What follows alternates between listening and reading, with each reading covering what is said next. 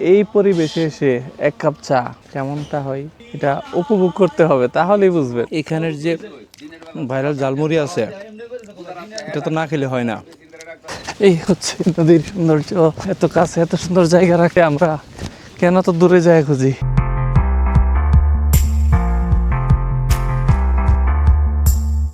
সেই ভালো লাগার মতো একটা জায়গাতে আসলাম। আসসালামু আলাইকুম। তো আমি এখন আসছি হচ্ছে নীলক্ষিয়া গ্রামের একবারে শেষ নদীর মাঝে। তো সামনে হচ্ছে একটি চর। আচ্ছা, আমি এখানকার সৌন্দর্যটা একটু দেখায় নিই। এখানে হচ্ছে রাস্তা এখানেই শেষ। তো সামনে হচ্ছে নৌকা ঘাট, নৌকা দিয়ে হচ্ছে ওই পাশে যাও। ওই পাশের গ্রামের নাম হচ্ছে কিশোরগঞ্জ জেলার সিদ্দিকচর।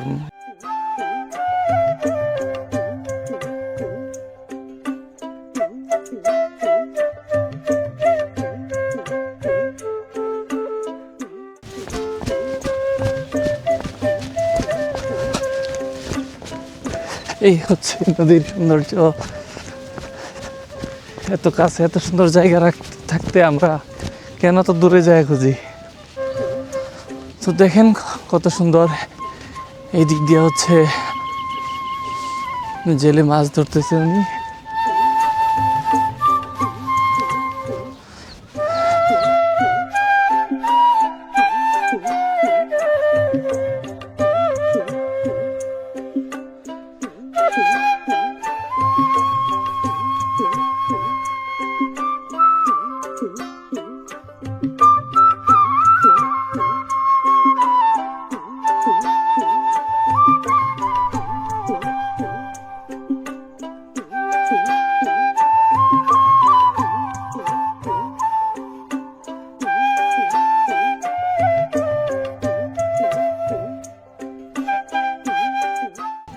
তো এখানে দেখতেছি পারাপারের জন্য একটাই নৌকা, ওইটা লোকজন নিয়ে যায় আবার নিয়ে আসে।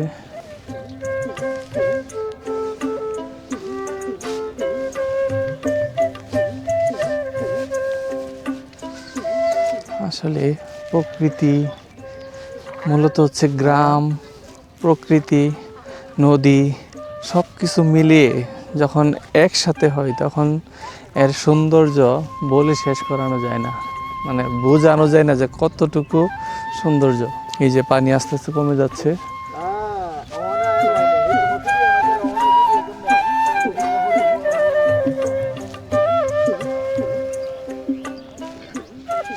তো সবসময় আমরা যেখানে যাই আমরা 4 জনের একটা গ্রুপ থাকে। তো আজকে 2 জন নাই।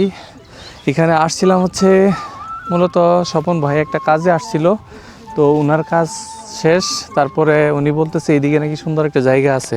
তো এই সুন্দর জায়গাটাতে তো আমি একা দেখলেই হয় না, যেহেতু আমার একটা ছোট একটা ইউটিউবের চ্যানেল আছে, প্লাস হচ্ছে ফেসবুকে মাঝে মাঝে কিছু ভিডিও দেই। তো আমি চাই হচ্ছে যাতে আপনারাও দেখতে পারেন।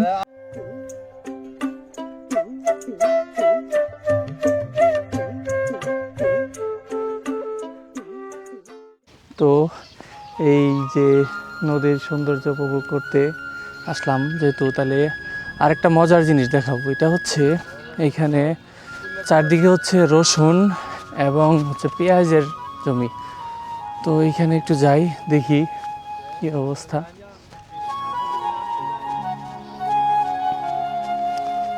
আসলে এইসব প্রকৃতিতে আসলে ইচ্ছা করে না এখান থেকে বাসায় চলে যেতে, অত ভালো লাগে।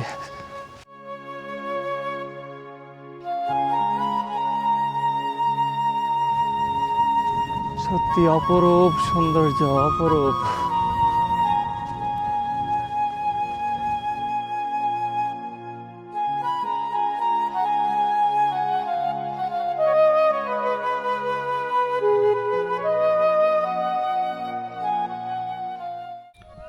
তো আমি এখন আপনাদেরকে দেখাবো হচ্ছে পেঁয়াজ এবং রসুনের ইয়াগুলা, চারাগুলা।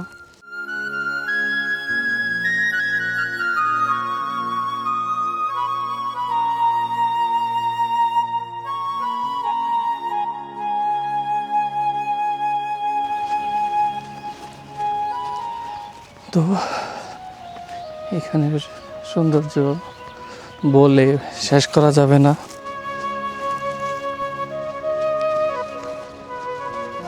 প্রকৃতি যেন সৌন্দর্যগুলো এই নদীর সাথে মিশে গেছে। নদী, তারপর হচ্ছে ফসলের মাঠ, আসলে কি বলবো, বলে শেষ করা যাবে না।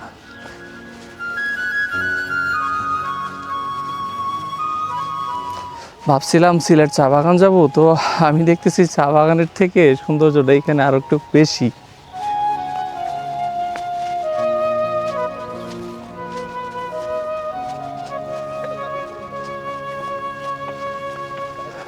তো দেখেন এখানে এই যে পরিবেশটা, ওই একটা দূর থেকে একটা রাস্তা এসে এখানে থামছে। এখানে 2-3টা গাছ খুব ছায়া দিচ্ছে, একটাই দোকান।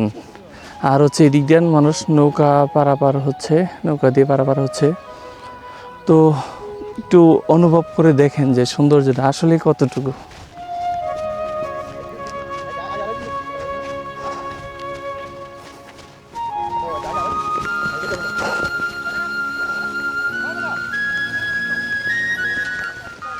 ওহ, কি মৃদু বাতাস,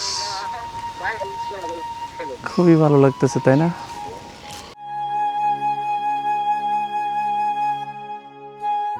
আসলে এমন একটা সুন্দর জায়গায় নিয়ে আসছেন যেটা আমি বলে বোঝাইতেই পারতেছি না যে কতটুকু সুন্দর।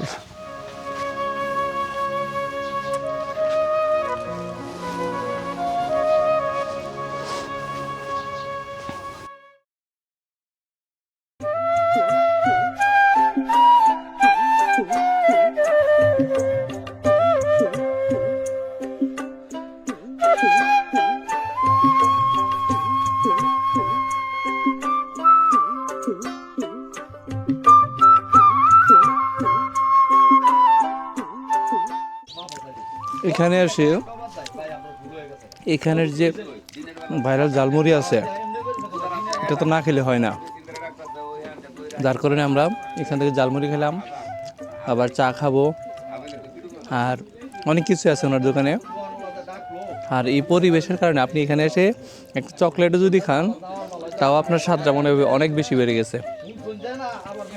তো আসবেন, এই যে দেখাই এখানকার যে ঝালমুড়িটুকু, এই যে লেবুর সাথে বিট লবণ দিয়ে একটা পিনিক বানাইছে, কাঁচা মরিচ আছে, ধনিয়া পাতা আছে, আর ঝালমুড়ি, আর হচ্ছে এই সবুজ প্রকৃতি। তো এইখানকার ঝালমুড়ি তো খাইলাম, তো এখন হচ্ছে ঝালমুড়িটা আমার কাছে অনেক ভালো লাগছে। তো এখন নিচ্ছি হচ্ছে শুধু মুড়ি ছাড়া, মুড়ি আছে এক মুঠো মুড়ি, আর হচ্ছে বাকিটা হচ্ছে ছোলা বুট, আর হচ্ছে এই যে দিকটা লেবুর পিনিক, লেবুর সাথে বিট লবণ।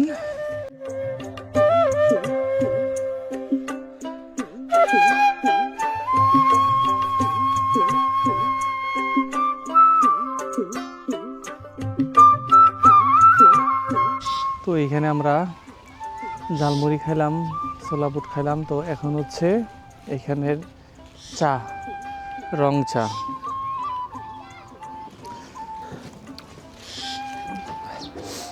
এটা অসাধারণ একটা চা, মানে একটার পর একটা খাইতেছি তো মনে হচ্ছে যে এটার থেকে এটা আরও বেটার।